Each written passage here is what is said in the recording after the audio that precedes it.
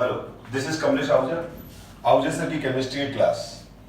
हमने previous class के अंदर कंसंट्रेशन टर्म्स डिस्कस की थी, मोलरिटी, मोल फ्रिक्शन एक्सेट्रा। और इस क्लास के अंदर हम vapour pressure, routes law, ideal solution, non ideal solution के बारे में डिस्कस करेंगे। सबसे पहले हम डिस्कस करते हैं वेपर प्रेशर। तो वेपर प्रेशर किसी भी लिक्विड की वेपर की वजह से जो प्रेशर बनता है उसको अपन वेपर प्रेशर कहते हैं। सिंपल लैंग्वेज में डिस्कस कर रहा हूं मैं कि किसी भी लिक्विड की वेपर इनक्लोज सिस्टम में जो प्रेशर जनरेट करेगी, जो प्रेशर क्रिएट करेगी, उसको अपन वेपर प्रेशर कहते हैं।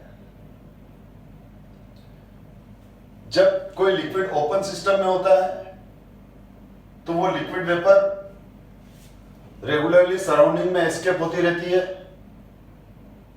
इस वजह से लिक्विड सरफेस के जस्ट अबव प्रेशर नहीं बन पाता है। बट अगर वही लिक्विड किसी इनक्लोज सिस्टम में हो तो लिक्विड सरफेस के मॉलिक्यूल्स जिनकी काइनेटिक एनर्जी ज्यादा है वो लिक्विड सरफेस से जस्ट अबव एस्केप होते जाते हैं, वेपोराइज होते जाते हैं और वो उस अनऑक्युपाइड स्पेस में स्प्रेड होते जाते हैं।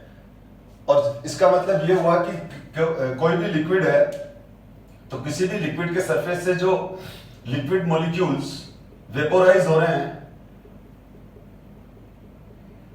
और जैसे जैसे ये वेपर बनती जाएगी वैसे वैसे इस लिक्विड के जस्ट अबव यहां पर इस वेपर की वजह से एक प्रेशर क्रिएट होने लगेगा।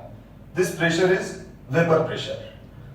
स्टार्टिंग में रेट ऑफ वेपोराइजेशन फास्ट रहेगा, पर जैसे जैसे लिक्विड सरफेस के above amount of vapour increase होगा वैसे वैसे ये वेपर कंडेंस होना स्टार्ट भी होगी। स्टार्टिंग में तो रेट ऑफ वेपोराइजेशन ज्यादा फास्ट होता है और कंडेंसेशन स्लो होता है, पर जैसे जैसे एक लिक्विड की वेपर का अमाउंट बढ़ता जाता है तो एक डेफिनेट अमाउंट के बाद इक्विलिब्रियम स्टेब्लिश हो जाता है। इक्विलिब्रियम स्टेब्लिश होने का मतलब ये हो गया कि rate of vaporization becomes equal to rate of condensation, यानी जिस स्पीड से लिक्विड वेपर में कन्वर्ट हो रहा है उसी स्पीड से वेपर लिक्विड में कन्वर्ट होगा।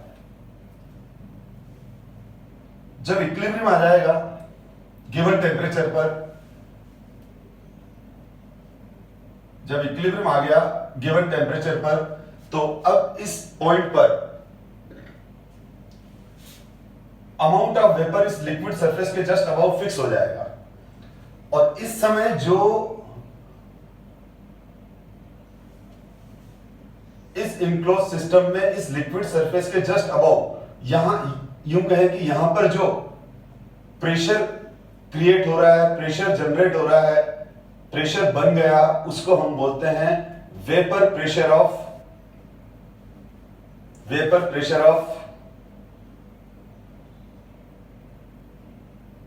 Pure liquid solvent. अगर सॉल्यूशन है तो सॉल्यूशन। कब? At given temperature and at equilibrium. और इस समय जिस समय इक्विलिब्रियम आ गया तो इस लिक्विड सरफेस के जस्ट अबव जो वेपर है इस वेपर को हम सैचुरेटेड वेपर कहते हैं। इसका मतलब ये हुआ कि इक्विलिब्रियम के बाद, सैचुरेटेड वेपर के बाद और नई वेपर और न्यू वेपर का कंसंट्रेशन इस लिक्विड सरफेस के अबव इंक्रीज नहीं होगा। तो जो वेपर प्रेशर है वो डायरेक्टली प्रोपोर्शनल होता है टेम्परेचर। ऑब्वियसली अपन 11 से पढ़ रहे हैं कि pressure is directly proportional to temperature, पर यहां पर तो जैसे ही हम एक पर्टिकुलर लिक्विड का टेम्परेचर 25 डिग्री सेंटीग्रेड से इंक्रीज करके 35 डिग्री सेंटीग्रेड इंक्रीज करेंगे तो एक तो क्या होगा, लिक्विड का ज्यादा अमाउंट वेपर में कन्वर्ट होगा क्योंकि लिक्विड सरफेस के मॉलिक्यूल्स की काइनेटिक एनर्जी ज्यादा बढ़ जाएगी और साथ में वेपर मॉलिक्यूल्स की म्यूचुअल कोलिजन भी इंक्रीज हो जाएगी। इस वजह से क्या हो जाएगा, लिक्विड के वेपर का प्रेशर इंक्रीज हो जाएगा। तो किसी भी लिक्विड का जो वेपर प्रेशर है वो उसकी कैरेक्टरिस्टिक प्रॉपर्टी है। कैरेक्टरिस्टिक प्रॉपर्टी का मतलब ये होता है कि डिफरेंट लिक्विड का वेपर प्रेशर डिफरेंट पर एक पर्टिकुलर लिक्विड का वेपर प्रेशर कांस्टेंट है। जैसे वाटर का वेपर प्रेशर 25 डिग्री सेंटीग्रेड पर, अल्कोहल का वेपर प्रेशर 25 डिग्री सेंटीग्रेड पर और एसीटोन का वेपर प्रेशर 25 डिग्री सेंटीग्रेड पर। तीनों की वैल्यू अगर x, y, z रेस्पेक्टिवली है तो वो यही रहेगी, वो चेंज नहीं होगी। तो लिक्विड का वेपर प्रेशर गिवन टेम्परेचर पर कांस्टेंट रहता है, ये उसकी नेचर पे डिपेंड करता है। और लिक्विड का जो सेकंड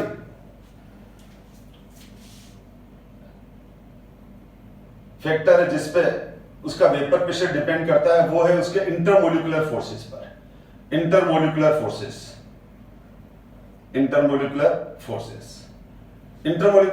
भी हम 11th क्लास में पढ़ चुके हैं। Van der Waals forces, dipole attraction, intermolecular hydrogen bonding. तो किसी भी लिक्विड का जो कोई भी लिक्विड है, उस लिक्विड मॉलिक्यूल एक दूसरे को इंटरमोलिकुलर फोर्स से अट्रैक्ट करते हैं। मतलब ये है कि ये जो लिक्विड के मॉलिक्यूल्स हैं वो एक दूसरे को आपस में अट्रैक्ट किए हुए होते हैं, और ये अट्रैक्शन जितना ज्यादा होगा तो उनकी एस्केपिंग रेट उतनी कम होगी, वेपोराइजेशन रेट कम होगी। कोई भी लिक्विड का सैंपल है, उसमें बहुत सारे लिक्विड के मॉलिक्यूल हैं, अगर वो एक दूसरे को बहुत स्ट्रांगली एक दूसरे को अट्रैक्ट कर रहे हैं तो उनकी वेपोराइजेशन रेट बहुत कम हो जाएगी, और अगर वो वीकली एक दूसरे को अट्रैक्ट कर रहे हैं तो उनकी वेपोराइजेशन रेट ज्यादा हो जाएगी और वेपर प्रेशर भी ज्यादा हो जाएगा। इसीलिए किसी भी लिक्विड का जो वेपर प्रेशर है वो उसके इंटरमोलिकुलर फोर्सेस के इनवर्सली प्रोपोर्शनल होता है। More is the intermolecular forces, less is the vapour pressure. इसको मैं एक पर्टिकुलर एग्जांपल से क्लियर करता हूं।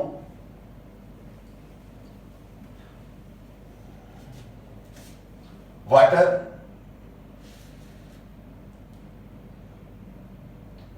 एल्कोहल और ईथर, मेरे पास 3 सैंपल हैं। फर्स्ट वाले में वाटर है, सेकंड में एल्कोहल है और थर्ड वाले में ether. H2O, alcohol and ether.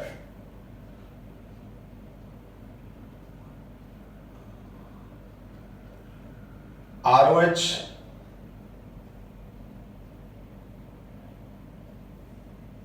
Fluorine, oxygen और नाइट्रोजन, ये 3 एलिमेंट ऐसे हैं जो इंटरमोलिकुलर हाइड्रोजन बॉन्डिंग बनाते हैं। इन तीनों की इलेक्ट्रोनेगेटिविटी ज्यादा है। इलेक्ट्रोनेगेटिविटी क्या होती है? Tendency to attract shared paired electron towards itself. तो ऑक्सीजन का इलेक्ट्रोनेगेटिविटी ज्यादा है, तो दोनों OH बॉन्ड के बॉन्ड पेयर ऑक्सीजन की तरफ शिफ्ट हो जाएंगे, तो ऑक्सीजन पर पार्शियल नेगेटिव चार्ज आ जाएगा और हाइड्रोजन पर पार्शियल पॉजिटिव चार्ज आ जाएगा, क्योंकि बॉन्ड के इलेक्ट्रॉन किस तरफ शिफ्ट हो गए? बॉन्ड के इलेक्ट्रॉन ऑक्सीजन की तरफ शिफ्ट हो गए। तो वाटर के केस के अंदर each water molecule 4 hydrogen bonding बना रहा है, इंटरमोलिकुलर हाइड्रोजन बॉन्डिंग है। This is the intermolecular hydrogen bonding.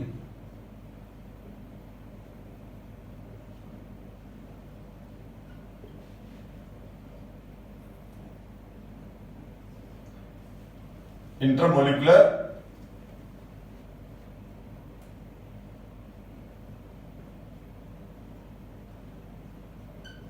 Hydrogen bonding.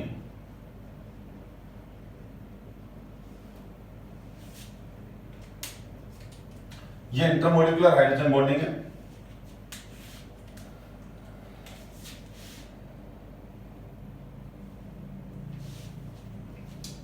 Each water molecule 4 intermolecular hydrogen bonding से बॉन्डेड है, यानी ये H2O मॉलिक्यूल ऊपर वाले H2O मॉलिक्यूल से और नीचे वाले H2O मॉलिक्यूल से इंटरमोलिकुलर हाइड्रोजन बॉन्डिंग से बॉन्डेड है। एल्काइल ग्रुप हाइड्रोफोबिक होता है, एल्काइल ग्रुप नॉन पोलर होता है, वो इंटरमोलिकुलर हाइड्रोजन बॉन्डिंग नहीं बनाता है। तो अल्कोहल में जो हाइड्रोजन बॉन्डिंग होगी वो वाटर के कंपैरिजन में कम होगा, और ईथर में इंटरमोलिकुलर हाइड्रोजन बॉन्डिंग होती नहीं है, क्योंकि ऑक्सीजन की दोनों वैलेंसी एल्काइल ग्रुप से सेटिस्फाइड हो रही है। इसका मतलब ये हो गया कि जो वाटर है, वाटर के अंदर इंटरमोलिकुलर फोर्सेस सबसे ज्यादा हैं।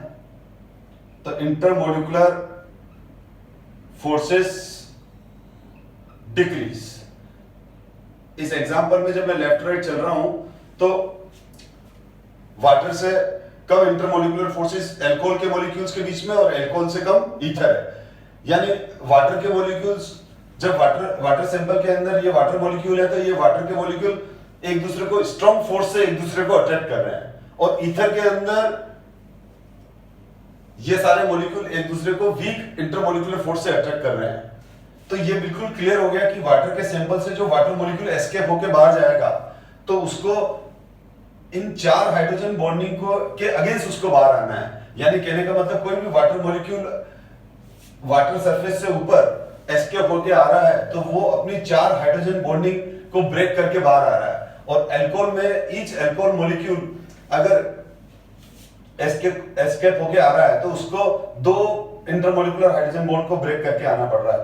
और ईथर के मॉलिक्यूल्स बहुत ही कम इंटरमोलिकुलर फोर्सेस से एक दूसरे को अट्रैक्ट करते हैं, तो कोई भी ईथर मॉलिक्यूल बहुत ही इजीली लिक्विड सरफेस से एस्केप कर जाएगा। इसका मतलब ये हो गया कि वाटर के सरफेस जो वेपर बनेगी वो कम बनेगी, अल्कोहल से और ज्यादा बनेगी और ईथर से बहुत ज्यादा बनेगी। अगर हम तो इसका मतलब ये हुआ कि अगर हम H2O, अल्कोहल और ईथर ये तीनों को अलग अलग बीकर में डाल दिया और इसको ओपन ही रखा, यानी ओपन सिस्टम ही ये तीनों, तो ईथर का जो सेम है, ईथर का जो बीकर है उसमें से ether liquid with in half an hour पूरा ही एस्केप होकर निकल जाता है, क्योंकि ईथर का वेपर प्रेशर बहुत ज्यादा होता है और ईथर की एस्केपिंग रेट बहुत ज्यादा होती है। इसलिए जिन लिक्विड्स के पहले ये इसका मतलब ये हुआ कि वेपर प्रेशर क्या हो जाएगा, यहां पर वेपर प्रेशर इंक्रीज। तो जिन लिक्विड के वेपर प्रेशर ज्यादा होते हैं इसका मतलब वो मोर वोलेटाइल है, जिनके वेपर प्रेशर कम होते हैं वो लेस वोलेटाइल है, क्योंकि इस लिक्विड वाटर के सरफेस के अबाव कम वेपर बनेगी, यहां और ज्यादा बनेगी, इसके ऊपर और ज्यादा बनेगी। अगर ये क्लोज सिस्टम है, अगर यहां से ये बंद सिस्टम है, ये क्लोज कर दिया अपन ने इसको, तो जब यहां क्लोज कर दिया तो यहां पर वेपर प्रेशर कम होगा या और ज्यादा होगा या और ज्यादा हो जाएगा। तो जिस लिक्विड का वेपर प्रेशर ज्यादा है उसकी एस्केपिंग रेट बहुत ज्यादा है, इसका मतलब उसके बीच में इंटरमोलिकुलर फोर्सेस कम है। तो अगर हम यहां बात करें P0H2O, P0 alcohol, P0 ether, इस केस के अंदर वेपर प्रेशर ये ईथर का सबसे ज्यादा होगा। इसीलिए लेबोरेटरी के अंदर जब हम ईथर की बोतल को ओपन करते हैं तो पहले इसको कूल कर देते हैं। कूल करने से क्या होता है कि इसकी जो बोतल के ऊपर जो एम्प्टी स्पेस है वहां ईथर की बहुत ज्यादा वेपर कलेक्ट हो जाती है, तो खुलते ही क्या हो जाता है, वो ईथर की वेपर फोर्स के साथ, ज्यादा प्रेशर के साथ बाहर एस्केप होती है और ईथर वेस्टेज हो जाता है, क्योंकि जो भी एस्केप हुआ वो वेस्ट हो गया। तो अमोनिया की बोतल, ईथर की बोतल, जिन लिक्विड्स के वेपर प्रेशर हाई होते हैं उनको लेबोरेटरी के अंदर जब हम खोलते हैं, ओपन करते हैं, तो पहले कूल कर देते हैं ताकि उसके अंदर जो एक्सेस वेपर बनी हुई है वो कंडेंस हो जाए, तो इससे केमिकल वेस्ट कम होता है। दूसरा, वेपर प्रेशर इंटेंसिव प्रॉपर्टी है। वेपर प्रेशर इंटेंसिव प्रॉपर्टी है। हम 11th में थर्मोडायनेमिक्स में एक्सटेंसिव और इंटेंसिव प्रॉपर्टी पढ़ते थे। एक्सटेंसिव प्रॉपर्टी वो होती है जो मास पे डिपेंड करती है, जैसे internal energy, volume, 1 kg water का वॉल्यूम और 10 kg वाटर का वॉल्यूम, तो 10 kg वाटर का वॉल्यूम 10 टाइम ज्यादा होगा। यानी अगर वाटर मेरे पास 1 kg है और दूसरा 10 kg है, तो 10 kg वाटर का जो वॉल्यूम रहेगा वो 10 टाइम ज्यादा रहेगा एज कंपेयर टू 1 kg। पर इंटेंसिव प्रॉपर्टी वो होती है जो मास पे डिपेंड नहीं करती है। मास कितना भी बढ़ जाए लेकिन उस प्रॉपर्टी की वैल्यू चेंज नहीं होती है। जैसे 1 kg वाटर का बॉइलिंग पॉइंट 100 डिग्री सेंटीग्रेड है, तो 10 kg वाटर का बॉइलिंग पॉइंट भी 100 डिग्री सेंटीग्रेड हो गया। तो बॉइलिंग पॉइंट इंटेंसिव प्रॉपर्टी, मास बढ़ने के साथ नहीं बढ़ता है। तो उसी तरह से वेपर प्रेशर भी इंटेंसिव प्रॉपर्टी है। मतलब आपसे कोई पूछ ले कि 1 kg वाटर का अगर आपसे कोई पूछ ले कि 1 kg वाटर का वेपर वेपर प्रेशर 25 mmHg है एट गिवन टेम्परेचर पर। सपोज टेम्परेचर है 30 डिग्री सेंटीग्रेड, तो 30 डिग्री सेंटीग्रेड टेम्परेचर पर ही 10 kg वाटर का वेपर प्रेशर कितना होगा, तो हमारा आंसर हो जाएगा 25 mmHg। यानी वाटर टेम्परेचर फिक्स है गिवन टेम्परेचर पर, टेम्परेचर पे तो डिपेंड करता ही है वेपर प्रेशर। तो 1 kg वाटर का 30 डिग्री पर अगर 25 mmHg वेपर प्रेशर है, तो 10 kg वाटर का भी 30 डिग्री पर 25 mmHg रहेगा। इसका मतलब ये इंटेंसिव प्रॉपर्टी हुई। वेपर प्रेशर मास पे भी डिपेंड नहीं करता है और साथ में कंटेनर की साइज पे भी डिपेंड नहीं करता है। अगर हमने कोई बड़ा कंटेनर ले लिया और एक छोटा कंटेनर ले लिया, दोनों ही कंटेनर के अंदर वाटर फिल कर दिया, तो स्मॉल कंटेनर के अंदर भी अगर वेपर प्रेशर 25 mmHg है 30 डिग्री सेंटीग्रेड पर, तो लार्ज कंटेनर में भी उसका वेपर प्रेशर 25 mmHg रहेगा। क्योंकि प्रेशर क्या होता है, फोर्स पर यूनिट एरिया, तो फोर्स पर यूनिट एरिया हमेशा सेम रहता है। ये वेपर प्रेशर डिस्कस करने के बाद हम डिस्कस कर रहे हैं Raoult's law for a binary solution in which both component are volatile. यहां पर बाइनरी सॉल्यूशन का मतलब यह होता है कि जब हम किसी सॉल्यूशन को दो डिफरेंट कंपोनेंट मिक्स करके बनाते हैं, जैसे ए और बी को मिक्स करके सॉल्यूशन बनाया, तो हम उसको बाइनरी सॉल्यूशन बोलेंगे। तो Raoult's law for a binary solution in which both component are volatile, तो हम इसको देखते हैं क्या है। ये ए लिक्विड है, ये ए लिक्विड है, प्योर ए लिक्विड है, और यहां पर मेरे पास एक दूसरा है प्योर बी लिक्विड।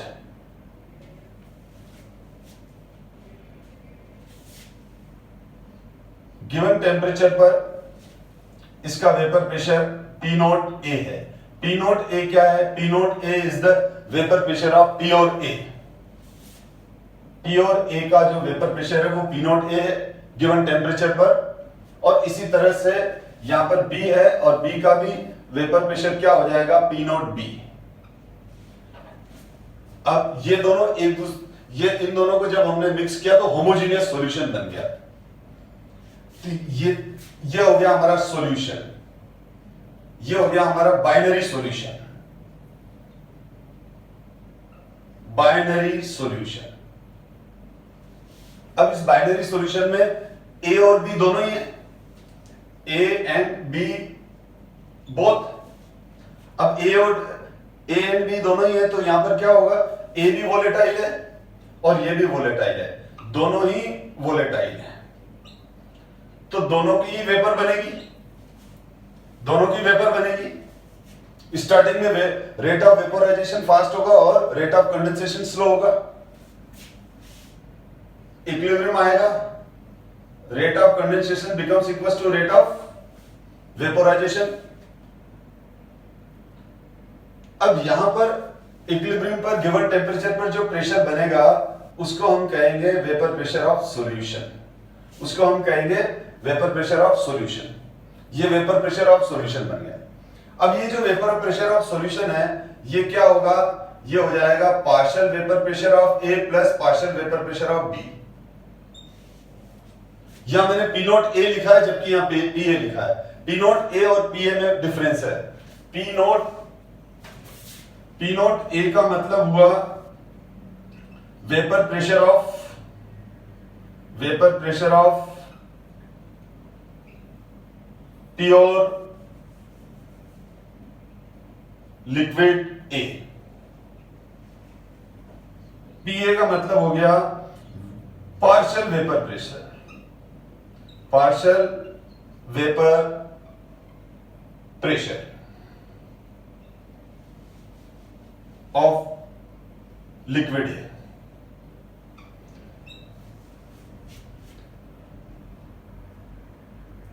तो पार्शियल वर्ड का यहां पर पार्शियल वर्ड यूज नहीं करते हैं। जब भी प्योर फॉर्म में होता है तो हम पार्शियल यूज नहीं करते हैं। पार्शियल तब यूज करते हैं जब किसी कंटेनर में एक से ज्यादा वेपर्स हो।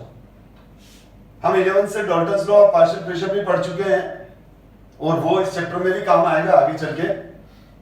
तो पार्शियल प्रेशर टर्म कब यूज करते हैं? जब एक से ज्यादा गैसेस किसी इनक्लोज सिस्टम में हो। जैसे किसी इनक्लोज सिस्टम के अंदर N2, S2 और O2 तीनों गैसेस भरी हुई है। अब टोटल प्रेशर क्या हो जाएगा? Partial pressure of N2 plus partial pressure of S2 plus partial pressure of O2। तो किसी भी इनक्लोज सिस्टम में अगर एक से ज्यादा गैसेस है तो इंडिविजुअल गैस के प्रेशर को पार्शियल प्रेशर कहेंगे। लेकिन अगर किसी कंटेनर में कोई एक ही प्योर गैस भरी हुई है, जैसे मेरे पास एक कंटेनर है उसमें N2 गैस है और N2 गैस के अलावा तो कोई दूसरी गैस नहीं है, तो हम इस केस में बोलेंगे प्रेशर ऑफ N2। अगर आप इस केस में ये बोल देंगे कि इस कंटेनर में N2 का पार्शियल प्रेशर X है, तो ये रॉन्ग है, क्योंकि वो प्योर N2 है, जो सारा का सारा प्रेशर है वो केवल N2 गैस की वजह से है। तो आपको क्लियर हो गया होगा पार्शियल वर्ड कब यूज करेंगे? पार्शियल वर्ड तब यूज करेंगे जब किसी कंटेनर में या किसी भी इनक्लोज स्पेस में दो या दो से ज्यादा, 2 और मोर देन 2 गैसेस अवेलेबल हो। अगर सिंगल गैस हो तो simple pressure word pressure term use करते हैं। सिमिलरली यहां पर अगर पीए की जगह पीबी कर दूं तो ये वेपर प्रेशर ऑफ बी हो जाएगा, partial vapour pressure of B हो जाएगा। This is the partial vapour pressure of B and this is the vapour pressure of B. अब यहां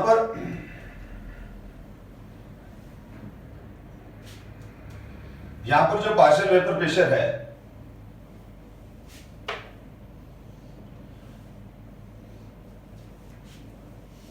इस सॉल्यूशन का जो टोटल प्रेशर है, इस सॉल्यूशन का जो टोटल प्रेशर है उसी को ही हम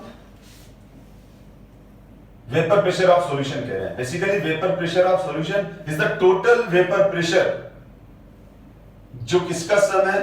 partial vapour pressure of A plus partial vapour pressure of B. तो partial vapour pressure of A directly proportional to mole fraction of A. A यहां कितना है? ए जितना होगा उस प्रोपोर्शन में ये उड़ेगा। Partial pressure of B is directly proportional to mole fraction of B.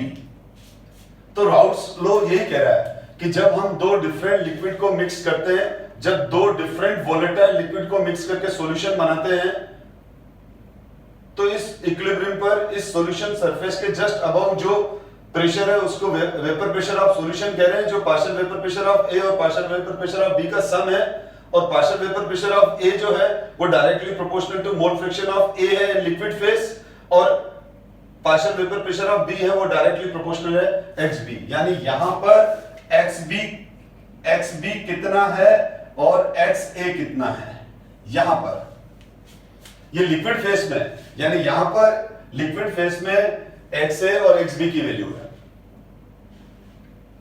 तो अगर अपन स्टेटमेंट देखें तो स्टेटमेंट राउट्स लॉ का जो स्टेटमेंट हो जाएगा वो ये हो जाएगा, Raoult's law which states that for a solution of volatile liquid the partial vapour pressure of each component in the solution is directly proportional to its mole fraction. यानी partial vapour pressure of A is directly proportional to mole fraction of A and partial vapour pressure of B is directly proportional to mole fraction of B। अब यहां पर partial vapour proportional sign हटाऊंगा तो क्या आ जाएगा? KXA और यहां पर भी KXB ये आ जाएगा। अब ये प्रोपोर्शनल कांस्टेंट है, तो इस कांस्टेंट की वैल्यू कैसे निकालते हैं? तो इस कांस्टेंट की वैल्यू को निकालने के लिए मैं यहां एक्सप्लेन कर रहा हूं इसको। मैं PA equals to KXA, PA equals to KXA, ये वाला फॉर्मूला वापस मैंने लिख दिया। अब यहां पर ये तो प्योर लिक्विड है, ये तो प्योर लिक्विड है, और जब प्योर लिक्विड है तो प्योर लिक्विड का मोल फ्रैक्शन कितना हो जाएगा? प्योर लिक्विड के केस में यहां पर मोल फ्रैक्शन XA का तो हो जाएगा 1, क्योंकि मोल फ्रैक्शन क्या होता है? Mole fraction is the number of moles of A upon number of moles of A plus B।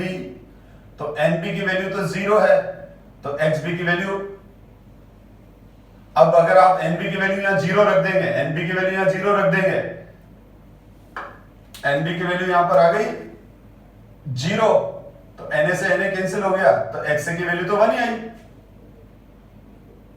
तो हमेशा ध्यान रखें कोई भी प्योर लिक्विड होगा तो उसका मोल फ्रैक्शन 1 होगा। जैसे यहां पर XB की वैल्यू क्या होगी 1, यहां XB की वैल्यू, यहां पर XB की वैल्यू क्या होगी, यहां पर XB की वैल्यू 1 होगी क्योंकि प्योर B है। तो अगर मैं ये इक्वेशन इस प्योर लिक्विड के लिए अप्लाई करूं तो मुझे XA की वैल्यू कितनी लिखनी पड़ेगी, मुझे XA की वैल्यू 1 लिखनी पड़ेगी। अब जब मैं XA की वैल्यू 1 लिखूंगा तो यहां तो K रहेगा और ये PA हो गया। ध्यान दें, मैंने XA की वैल्यू क्या ली है, मैंने XA की वैल्यू 1 ली है क्योंकि ये प्योर XA मैंने इसके लिए ली है। तो जब मैं XA की वैल्यू 1 लूंगा तो K की वैल्यू किसके बराबर आ गई, PA के बराबर आ गई। पर ये क्लियर है, मैंने अभी अभी आपको डिस्कस किया कि जब कोई प्योर लिक्विड होता है तो हम उस केस में उसको पार्शियल प्रेशर नहीं बोलते हैं, उसको P नॉट A कहेंगे। तो अब ये जैसे X की वैल्यू 1 पुट की मैंने तो ये वाली वैल्यू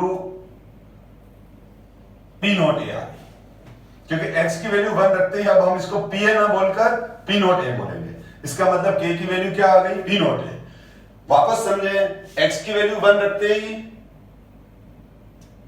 X की वैल्यू 1 रखते ही PA की वैल्यू किसके बराबर आ जाएगी, मैंने X की वैल्यू क्या रखी यहां, मैंने X की वैल्यू यहां 1 रखी। जब मैं X की वैल्यू 1 रखूंगा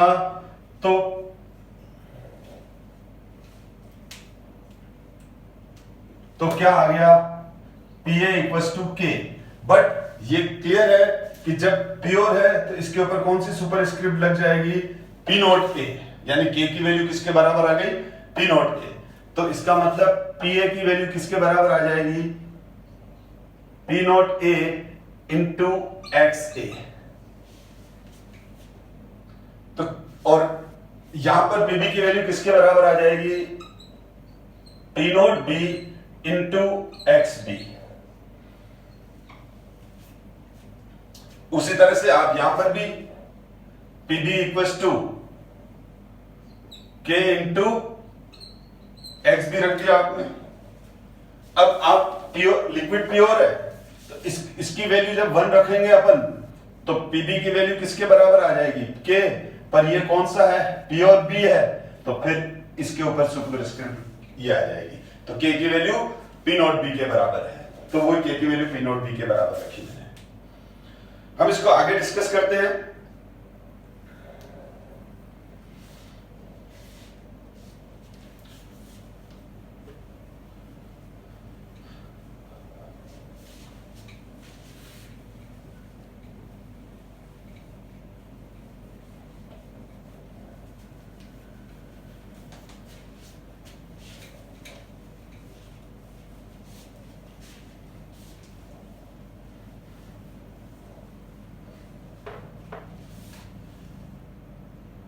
राउट्स लॉ के अकॉर्डिंग क्या है, PS equals to PA plus PB, PS equals to PA plus PB। PA equals to XA P not A, PB equals to XB P not B। ये equation first है। Equation first में PA और PB की value put कर देते हैं। Equation first में हम किसकी वैल्यू पुट कर देते हैं, PA एंड PB की। This is the partial vapour pressure of A plus partial vapour pressure of B। This is the mole fraction of A, this is the vapour pressure of P और A, B का मोल फ्रैक्शन और B का प्रेशर। XA plus XB equals to 1, mole fraction का sum हमेशा 1 रहता है। हम प्रीवियस क्लास में इसको डिस्कस कर चुके हैं क्योंकि XA की वैल्यू क्या होगी, Na प्लस NB। XB की वैल्यू क्या हो जाएगी, NB Na प्लस NB। तो XA plus XB equals to 1, therefore XB equals to 1 minus XA। ये जो इक्वेशन सेकंड है,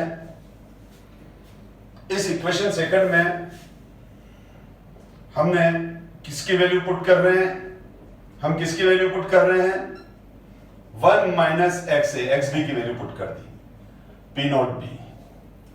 तो यहां हमने क्या किया, ये जो एक्स बी की वैल्यू यहां पुट कर दी, ये वाली।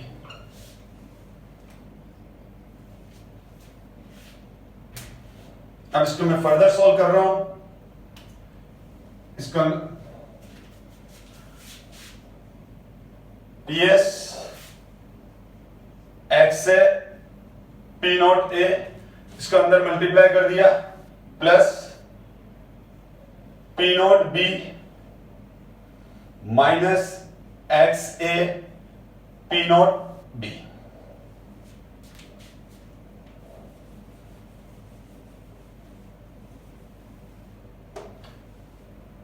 इसको रीअरेंज करके लिख रहा हूं मैं, X A P not A minus x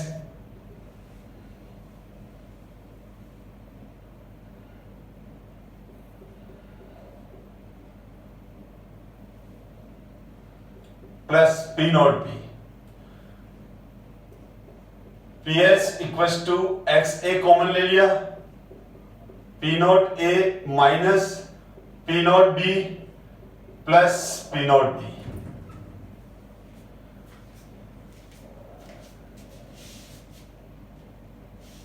मैंने अभी तो आपको कहा कि किसी भी लिक्विड का जो वेपर प्रेशर होता है वो उसकी कैरेक्टरिस्टिक प्रॉपर्टी होती है, यानी किसी भी लिक्विड का जो वेपर प्रेशर है वो गिवन टेम्परेचर पर कांस्टेंट रहता है, फिक्स रहता है। तो इस इक्वेशन में देखें तो एक गिवन कोई भी बाइनरी सॉल्यूशन है, जो भी हमारे पास बाइनरी सॉल्यूशन है, उस बाइनरी सॉल्यूशन में ये वाला वैल्यू और ये वाला वैल्यू थ्रू आउट कांस्टेंट चलेगा। ये कांस्टेंट है और ये भी कांस्टेंट है। इसका मतलब ये हो गया y equals to mx plus c का स्ट्रेट लाइन इक्वेशन, क्योंकि यहां दो वेरिएबल है, ये वाला और ये वाला। ये तो ये वाला हो गया और ये वाला हो गया, m और c कांस्टेंट हो गए। तो ये स्ट्रेट लाइन इक्वेशन बन गई, इक्वेशन थर्ड।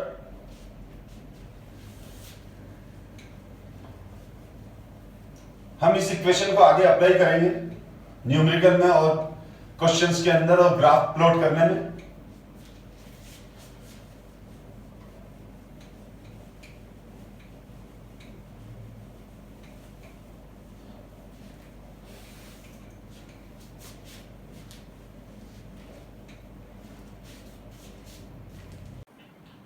तो अब हम आगे डिस्कस करते हैं the relationship between vapour pressure and mole fraction of an ideal solution at constant temperature.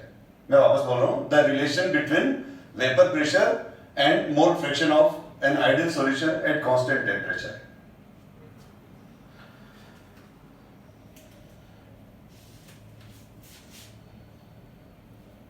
यहां पर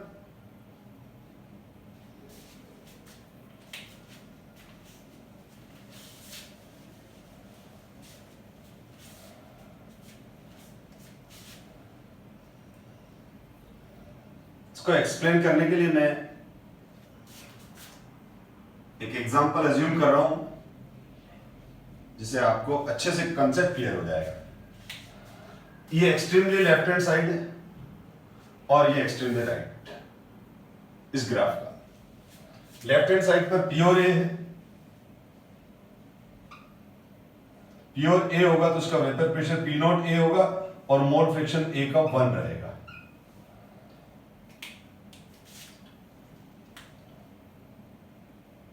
ये जो रेड कंपोनेंट है ये ए को डिनोट कर रहा है,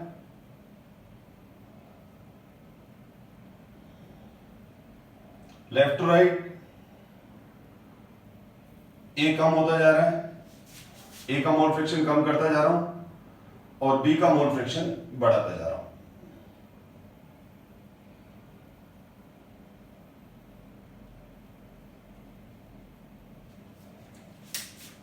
ये जो ब्लू कंपोनेंट है, ये blue component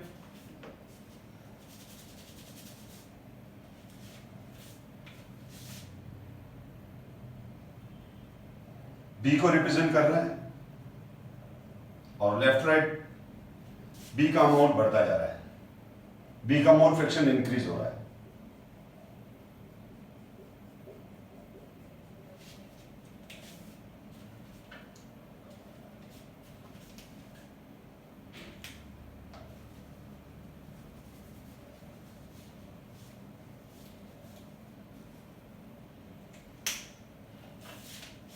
Now, this is the P और B.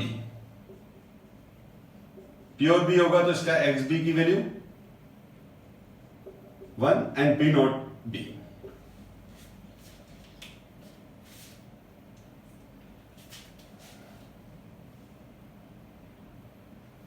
P नॉट A, ये प्योर लिक्विड A का vapour pressure P not A और this is the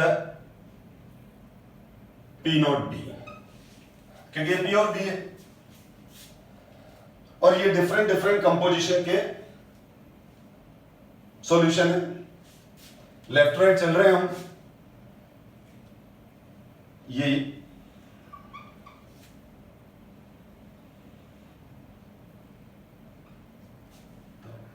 mole fraction of XA is decrease और राउल्ट्स लॉ के according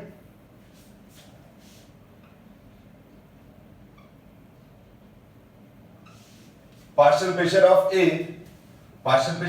is directly proportional to XA and partial pressure of B is directly proportional to XB. तो left right जैसे जैसे हम आगे बढ़ते जा रहे हैं तो मोल फ्रैक्शन A का कम होता जा रहा है, तो उसकी वजह से उसका पार्शियल वेपर प्रेशर भी कम होता जाएगा। XB is increase, तो partial vapour pressure of B is increase। अगर मैं इस सॉल्यूशन की बात करूं, ये सॉल्यूशन क्या है? This is PS equals to PA plus PB और यहां पर PA की वैल्यू ज्यादा बड़ी होगी, PA is greater than PB because of XA is greater than XB। Similarly अगर मैं इस सॉल्यूशन की बात करूं तो ये भी सॉल्यूशन है PS equals to PA plus PB, यहां पर PA से ज्यादा वैल्यू हो जाएगी PB की क्योंकि XB ज्यादा है XA से।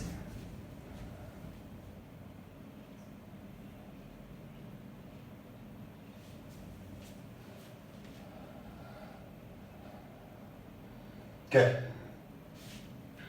तो यहां पर PA की वैल्यू ज्यादा है और PB की कम है और यहां PA की कम है और PB की ज्यादा है। तो हम लेफ्ट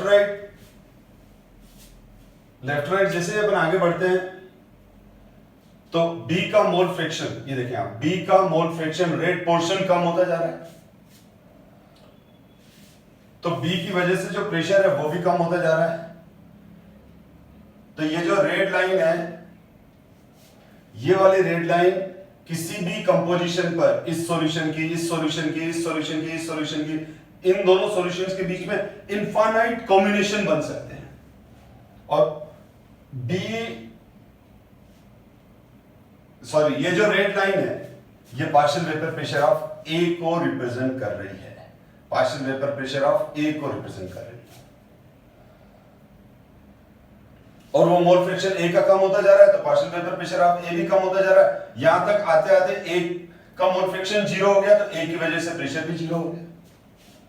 सिमिलरली लेफ्ट राइट, यहां पर B का वेपर प्रेशर 0 रहेगा क्योंकि B तो है नहीं यहां पर, लेकिन यहां से इधर आते हैं तो B का मोल फ्रैक्शन बढ़ जाता है, B का मोल फ्रैक्शन अपेयर हो गया और फिर बढ़ता ही जा रहा है। तो यहां से क्या होता जाएगा, ये जो ब्लू लाइन है वो लेफ्ट टू राइट इंक्रीज हो रही है, ये ब्लू लाइन किसको बता रही है? Partial vapour pressure of B को। ब्लू लाइन किसको बता रही है? Partial vapour pressure of B को।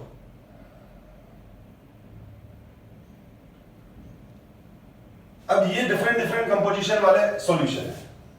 सपोज करो मैं इस सॉल्यूशन को डिस्कस कर रहा हूं, तो इस सॉल्यूशन के अंदर ये जो ब्लू डॉट है इस सॉल्यूशन का, ये वाला,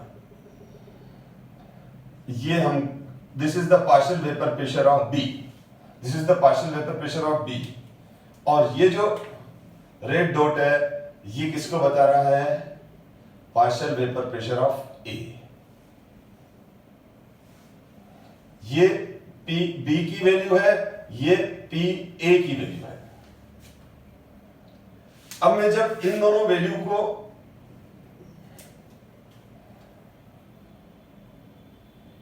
ये यहां से लेके यहां तक की ये वाली वैल्यू और ये यहां से लेके यहां तक की वैल्यू,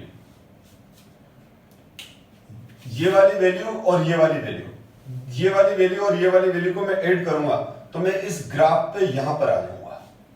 क्योंकि अगर ये फॉर एग्जांपल ये 3 सेंटीमीटर है और ये 7 सेंटीमीटर है, तो 3 सेंटीमीटर प्लस 7 सेंटीमीटर 10, तो ये 10 सेंटीमीटर है। तो ब्लैक डॉट 10 सेंटीमीटर पे लगा हुआ है, ब्लू डॉट 3 सेंटीमीटर पर है, रेड डॉट 7 सेंटीमीटर पे है और ब्लू डॉट का लेंथ और रेड डॉट का लेंथ 3 + 7 ऐड करूंगा 10 आएगा, वो 10 यहां आ रहा है। तो इसका मतलब ये जो है ये वाला डॉट किसको रिप्रेजेंट कर रहा है? Partial vapour pressure of A plus partial vapour pressure of B.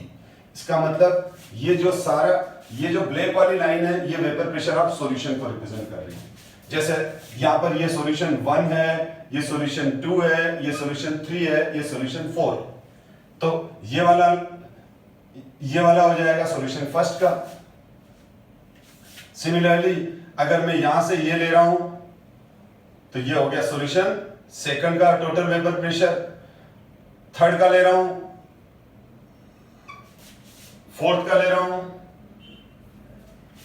First का ये रहा, सेकंड का ये रहा, थर्ड का ये रहा, फोर्थ का ये रहा। और यहां पर जो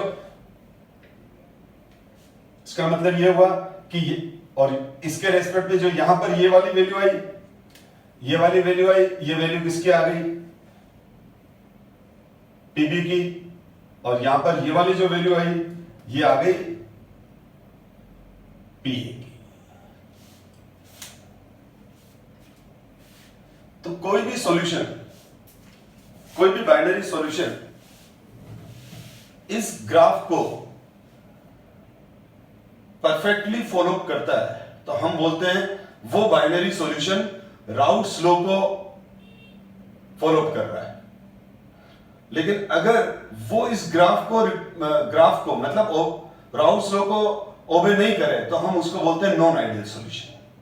तो सॉल्यूशन दो तरह के होते हैं। आइडियल सॉल्यूशन वो होते हैं जो राउट्स लॉ को परफेक्टली फॉलो करें। इस ग्राफ से जो हमको जो डेटा मिल रहे हैं और हम जब लैब में जाके जो वैल्यू ऑब्जर्व कर रहे हैं इसकी तो ऑब्जर्व वैल्यू और कैलकुलेटेड वैल्यू सेम मिल जाए तो हम बोलेंगे ये सॉल्यूशन आइडियल सॉल्यूशन है, राउट्स लॉ को फॉलो करते हैं। लेकिन अगर इन सॉल्यूशंस के जो हमने टोटल वेपर प्रेशर ऑब्जर्व किए 1 वाला, 2 वाला, 3 वाला, 4 वाला, तो ये वैल्यूज हमको लैब में डिफरेंट मिली, ग्राफ पे तो डिफरेंट मिली। सपोज करो यहां 10 सेंटीमीटर मिला और लैब में इसकी वैल्यू 8 सेंटीमीटर ही मिली तो हम बोलेंगे ये नॉन आइडियल सॉल्यूशन है। सपोज करो ये तो 10 सेंटीमीटर वैल्यू है लेकिन ये वाली वैल्यू हमको लैब में 10 सेंटीमीटर की जगह 8 सेंटीमीटर मिली और ये भी हो सकता है कि 12 सेंटीमीटर मिले, मतलब 10 नहीं मिली, 10 के अलावा कोई दूसरी वैल्यू मिली इसकी, जबकि यहां 10 है तो हम बोलेंगे ये नॉन आइडियल सॉल्यूशन है।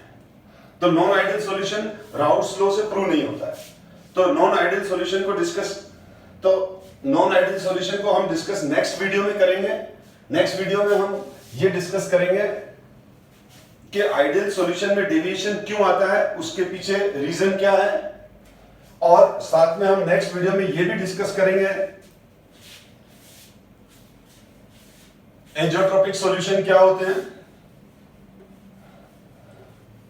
Vapour face composition, routes law का डॉल्टन्स लॉ के साथ रिलेशन और कुछ न्यूमेरिकल प्रॉब्लम्स और कुछ कंसेप्चुअल क्वेश्चंस को हम नेक्स्ट क्लास में नेक्स्ट वीडियो में डिस्कस करेंगे।